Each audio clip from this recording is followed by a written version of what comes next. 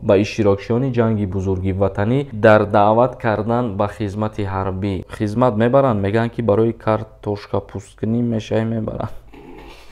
нафароне ки дар шаҳри Москва қарор доред, барои сафед кардани дандон ё барои табобати хунукиҳои дандон ё барои кандани дандон ё дарди дандон ба шумо духтур лозим бошад, пас ба рақамҳои рӯи экран муроҷиат намоед. ҳатман аз номи канали Юристиҷей муроҷиат кунед. бахшида ба моҳи шарифи Рамазон тахфиф дорад. ассалому алайкум ба ҳама тамошобинони барномаҳои канали Юристиҷей, барномаҳои Сорбон Сафаров. тамошобинони азиз, видеоро то охирша тамошо кунед ва аз хабари нав шуморам огоҳ бошед ба саволҳои худтон ҷавоб бигиред. як хабари мо оиди кӯмаки 15,000-ии президенти ҷумҳурии Тоҷикистон ба ҳар як кӯҳансарбози ҷанги бузурги ватанӣ. раиси ҷумҳурии Тоҷикистон муҳтарам Эмомалӣ Раҳмон соли ҷорӣ нисбат ба соли қабл барои ҳар як собиқадори ҷанги бузурги ватанӣ 5,000 сомонӣ бештар маблағ ҷудо кардааст. Эмомалӣ Раҳмон раиси ҷумҳурии Тоҷикистон ба ҳар як иштирокчии ҷанги бузурги ватании солҳои 1941 ва 1945 кӯмаки пулӣ дар ҳаҷми 15,000 сомонӣ ҷудо намудааст. ба иттилооти манбаъ, маблағи мазкур аз фонди захиравии президент ҷудо карда шудааст. ва ногуфта намонад ки раиси шаҳри Душанбе низ муҳтарам Рустами Эмомалӣ ба ҳар як собиқадорони ҷанги бузурги ватанӣ 3,000 сомонӣ кӯмакпулӣ ҷудо кардагиаст. тамошобинони азиз, ба ҳаматон хотиррасон мекунам, баъд нагӯед ки нафаҳмидем ё ки нашинидем.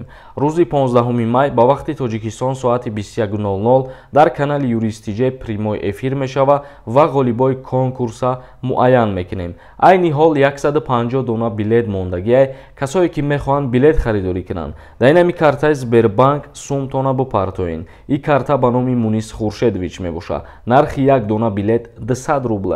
ба 200 рубл метавонед ки соҳиби конвертҳои пулӣ бишед. шансаи даст натиҳен бахти худтона бисанҷед. чектона дар рақамҳои WhatsApp қатъи ном ва фамилиятон равон кунед. бобои хулиган нависондааст: сад баравӣ хор нашавӣ. баракат дар касбу кори мову шумо. омин.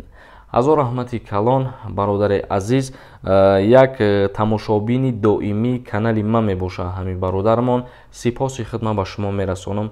зинда ва сарбаланд бошед. як каси дигар нависондааст: ассалому алайкум акаи Сорбон, худованд шумода умри дароз, сани сиҳат диҳад. акаҷон, як савол дорам, дар дигар видеотон ҷавоб диҳед, илтимос, ҳатман зарур аст. соли таваллуди ман 20.05.1995 аз призыви Октябрьский маро ба ҳарбӣ даъват мекунанд ё не? илтимос дар ҳамин савол ҷавоб диҳед. агар ки дар даъват кардан ба хизмати ҳарбӣ моҳи октябрда шумо 28 солада ки диромаден, озод мешавед. бародари азиз, сафар нависондааст: ассалому алайкум ака, ҳамин агар гражданини РФ бошед, дар Тоҷикистон биқапан хизмат мебаранд ё ки не? пешакӣ раҳмат.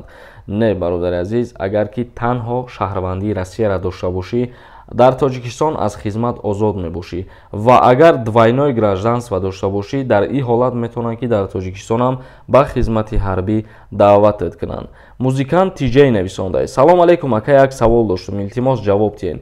ман дар коллеҷи тиббӣ мехондам. назди директор даромадам, барои яксола академически гирифтан надоданд. гуфтанд Россия равӣ хориҷ мекунем, бо биё бихон.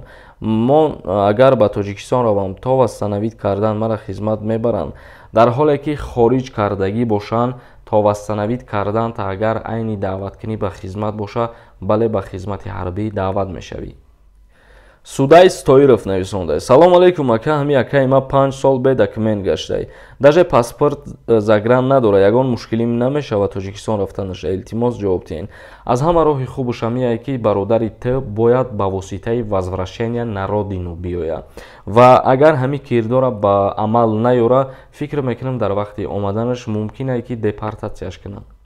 Азизов нависондааст: салом алайкум ака, одами ба 5 моҳош нарасидагӣ боша патент мекунанд ё ки не? дар Федератсияи Россия шахсиятҳое ки 18 сола шидагӣ нестанд, ба вайҳо патент дода намешавад. 18 сола ки шид, баъдан мутобиқи қонунгузорӣ патентшон метиҳанд. дунёи бевафо нависондааст: салом, ман як писар ҳастам ва камтар пойҳоям маъюб аст. имсол синфи 11 тамом мекунам. ҷавобша интизор. хизмат мебаранд? мегӯянд ки барои картошка пӯсткунӣ мешай мебаранд. то ҳатто дар ин сухан наворбардори моро ханда гирифт. ин гапҳо вуҷуд доранд, бале бисёре аз шаҳрвандон ҳамин гапҳоро мегӯянд. мисол мегирем, агар баъзе шаҳрвандон мегӯянд ки зирени чашмои мо паста ё як чашми мо намебинанд, моро ба хизмат мебаранд ё ки не, ва баъдан боз дар ҷавоб мегӯянд ки барои снайпер мебаранд ҳамун шахсиятҳоро, вале чӣ хеле ки дариҷа худат қайд карда барои картошка пӯскунӣ, ин гапҳои мардумиянд, гапҳои халқиянд. ту метавонӣ бародари азиз ки барои худа дар қайди военкомат бимонӣ ва ҳуҷҷати нигодни дастрас кунӣ.